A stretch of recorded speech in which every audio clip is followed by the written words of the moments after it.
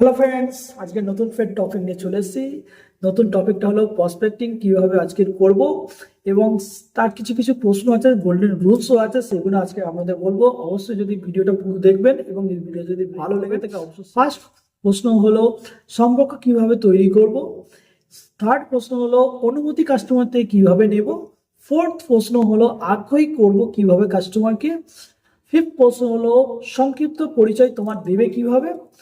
Six প্রশ্ন হলো প্রশ্ন কিভাবে করব। আর 7 নম্বরে কি মিটিং আপনি কিভাবে সেট করবেন কাস্টমারের সঙ্গে।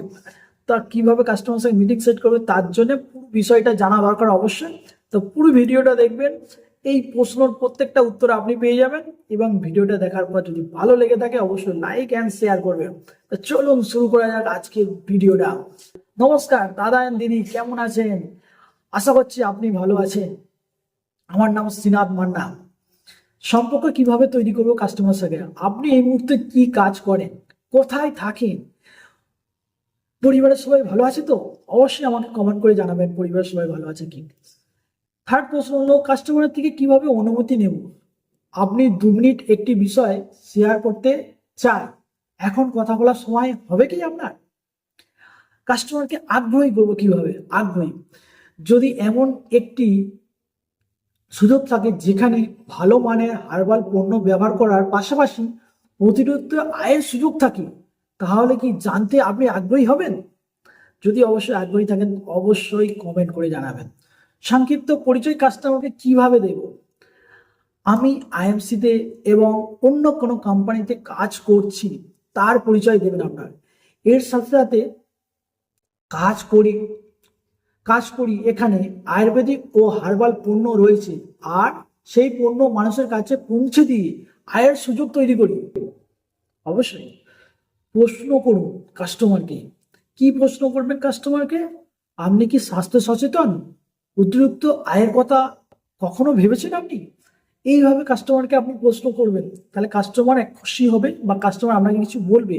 তারপরে কাস্টমারের সঙ্গে আপনি মিটিং সেট করবেন। কিভাবে মিটিং সেট করবেন কাস্টমার সঙ্গে সবকিছু এখন বলে সবকিছু এখন বললে সময় লাগবে। 15 থেকে 20 মিনিট একটি প্রেজেন্টেশন দেখাতে হলে বিষয়টি পরিষ্কার হয়ে যাবে। আজ সন্ধ্যা 7টা নাকি কাল বিকাল 11টা, কোন সময়টা আপনার জন্য সুবিধাজনক হবে। তাহলে কাস্টমারকে একটা কিউরিওসিটি তৈরি করলেন। কাস্টমার আপনাকে বলবে এই টাইমে সকাল 7টা, সকাল 11টা বা আগামী সন্ধ্যে 7টা, যে কোনো একটা টাইমিং দেবে। তারপর কাস্টমার যদি বলে, কাস্টমার মিটিং বলার পর কাস্টমার যদি আপনাকে বলে সময় নেই এখন, তাহলে কাস্টমারকে কি বলবেন তখন? কোনো সমস্যা নেই, আপনার সুবিধা মতন 15 মিনিট সময় বলুন, আমি তখনই আপনার সঙ্গে যোগাযোগ করব। তারপর কাস্টমার যদি বলে আমার কাছে টাকা নেই, আজ কোনো টাকা লাগবে না, আগে বিষয়টা বুঝে নিন, তারপর সিদ্ধান্ত নেবেন আপনি। এইভাবে কাস্টমারকে একটা প্রশ্ন করলেন। তারপরে বললো কাস্টমার আমি ভেবে দেব বা ভেবে বলবো, তাহলে আপনি সেখানে কি করবেন?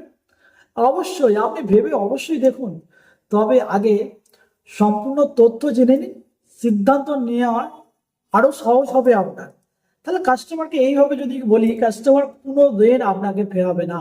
কাস্টমার আপনাকে অবশ্যই আপনার সঙ্গে জুড়বে এবং কাস্টমার আপনার পণ্যও ব্যবহার করবে।